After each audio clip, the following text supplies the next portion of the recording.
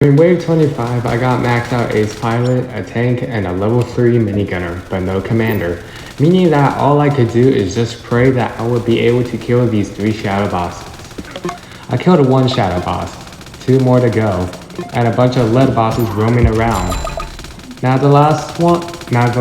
In a desperate attempt, I placed a minigunner, and oh my god, I killed the shadow boss. I survived that wave and that one too. Anyway, after a few attempts,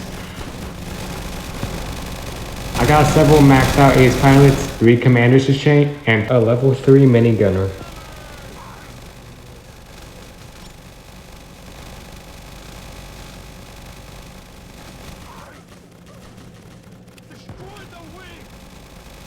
I'll just speed up the fight for you.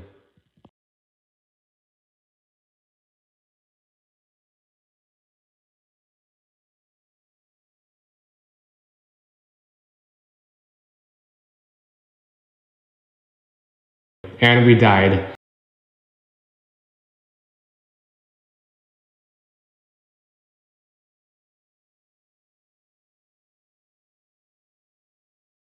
I used a different strategy this time to prepare for wave 25 and actually get a commander this time, so when the 3 shadow bosses came out, they died a lot more easier, and turns out the commander really helps.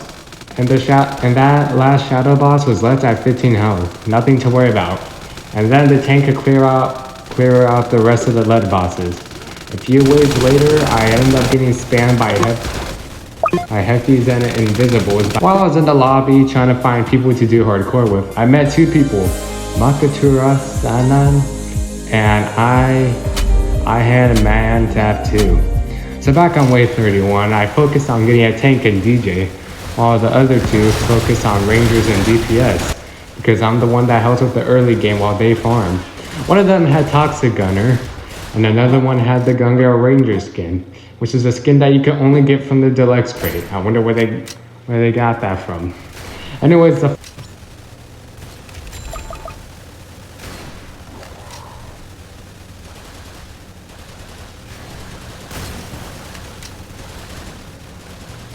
as you can see, and now it's time for the 5 shadow bosses.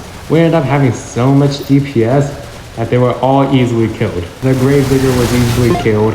Wave 37 had lavas, nothing special. Now my main concern was the lead balloons, but I realized that we had so many rangers that it wouldn't even be a problem, as one by one they all died easily. The Slow Kings weren't that big of a deal. Wave 44 had the Molten boss. He had just a big fat pile of free money. For some reason he threw a fireball at a very inaccurate angle, and he did it again and fell to the ground. On wave 45, we had massive problems here. The fallen heroes with 5,000 HP and 50% resistance started pushing surprisingly very hard. That was just the tip of the iceberg. We had Health Cultist that was healing everyone around, including himself and the Megasword and Slow Kings. Thankfully, he died very easily. But now we have all this stuff to deal with, and the Templar and Soul Stealers I forgot to include. But surprisingly, we were actually able to kill them, thankfully. I guess I underestimated the power of Prime Toxic Gunner's slow ability. On wave 47 had the Fallen Swordmaster, but before he could even do any damage that we are already doing, we had to first kill his army of ridiculously tanky enemies. Alright, now that all the enemies are dead, all the towers are now focusing on him. With the help of Commander Chain, he got into his rage mode and threw most of his swords at his farm and military bases. He wasn't able to last very long and got absolutely shredded right after that. And so he died. The next wave had the Fallen King, who wasn't any better from the Fallen Swordmaster, but just this time he could summon things, so I guess he is much better. After effortlessly clearing out all the enemies, it was time for him to just suffer the same fate as the previous boss. His rage mode wasn't any use, it was just to delay his death longer. Just to die at the same spot Fallen Swordmaster died. 50 finally rolled around, and they placed an army of Toxic Gunners to probably make sure the Void Reaver would just be paralyzed at this point. And I decided to take advantage of the placement to squeeze in more minigunners since he would need the most DPS we could to get rid of the highest HP boss ever in the game before Nuclear Monster and Conserver, you know, the boss in the 2024 Hexscape event. Other than that, the first Void Reaver came out, then the second. Now because I don't have a lot of money, I decided to turn the music down so you guys could listen too.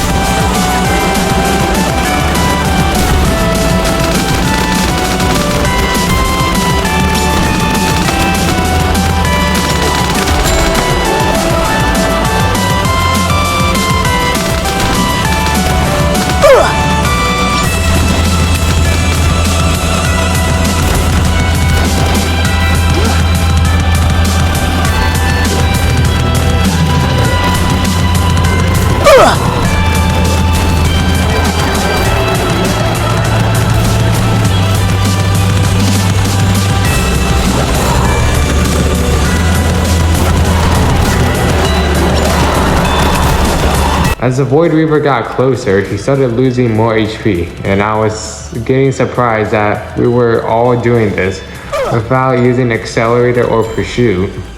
The Void Reaver spawned more minions, but it was no use as it was just another way of getting more money.